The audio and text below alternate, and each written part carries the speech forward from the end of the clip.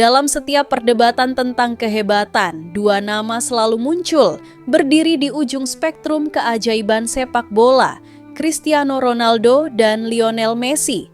Ronaldo, sang gladiator modern, menempa takdirnya dari batu karang kerja keras dan dedikasi yang tak pernah padam. Sementara Messi ia tampak seperti puisi yang berjalan, dikaruniai sentuhan ilahi yang membuat lapangan terasa lebih ringan di bawah kakinya. Tapi dunia tahu, bakat saja tak akan pernah cukup tanpa kebesaran akal dan jiwa.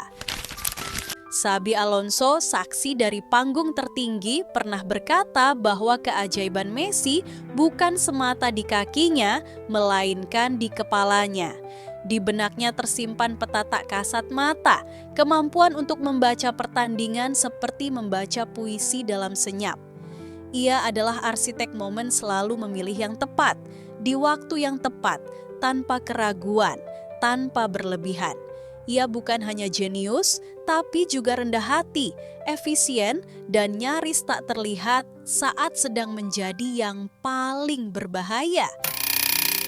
Turnamen besar sejagat raya tinggal setahun lagi, tetapi kabar dan kekhawatiran terus menyelimuti penikmat sepak bola.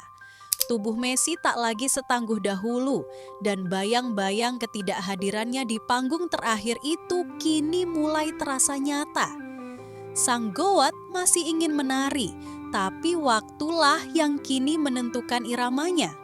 Sebelum kita lanjut menyelami perjalanan sang maestro dan membahas apakah ini benar-benar babak akhir dari kisahnya yang luar biasa, jangan lupa like, subscribe, dan nyalakan loncengnya dulu ya.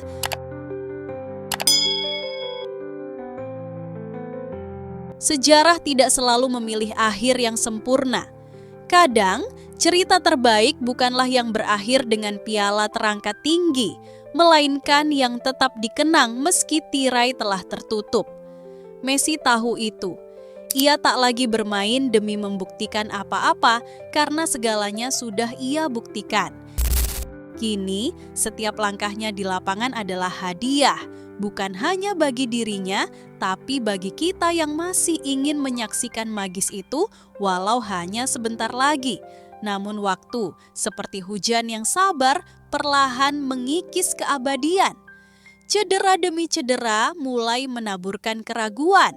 Dan dunia bertanya-tanya apakah sang maestro yang seharusnya bisa menutup tirai dengan gemilang di Qatar telah melangkah terlalu jauh dalam perjalanannya?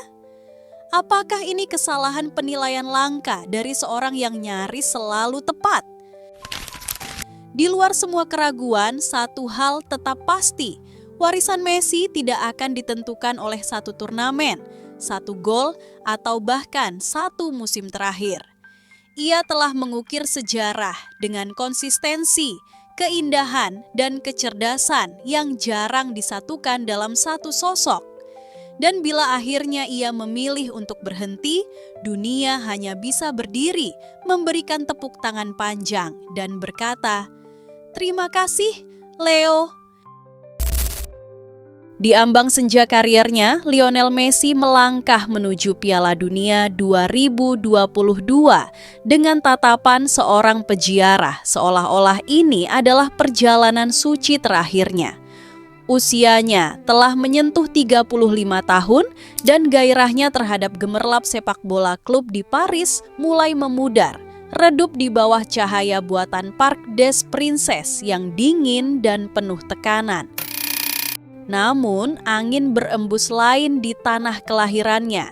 Bersama Argentina, ia kembali menemukan denyut yang hilang, sebuah pelarian dari hiruk-pikuk yang membebani. Di bawah naungan Lionel Scaloni, ia tak lagi sekadar bermain, tapi bernapas. Jeda internasional bukan cuma momen bertanding, melainkan pelukan hangat dari rumah yang selalu memanggilnya pulang. Kemenangan di Copa America 2021 menjadi titik balik dalam kisahnya yang penuh luka. Setelah bertahun-tahun dirundung kekecewaan, tangisnya tumpah bukan karena kalah, melainkan karena akhirnya menang. Di Maracana ia bersujud dan untuk pertama kalinya beban sejarah runtuh dari bahunya. Namun, hantu masa lalu belum sepenuhnya pergi. Bayang-bayang Diego Maradona terus membuntutinya, menuntut Messi untuk tak hanya menang, tapi memimpin bangsanya menuju puncak tertinggi, Piala Dunia. Ketika Argentina tersungkur di laga pertama melawan Arab Saudi, sebuah kekalahan yang menggema ke seluruh penjuru dunia para pengkritik dengan tinta tajam dan lidah beracun, bersiap menulis akhir dari legenda.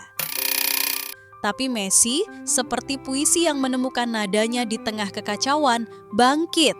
Dengan satu tembakan magis ke gawang Meksiko, ia menghidupkan harapan, menjaga nyala Argentina tetap menyala.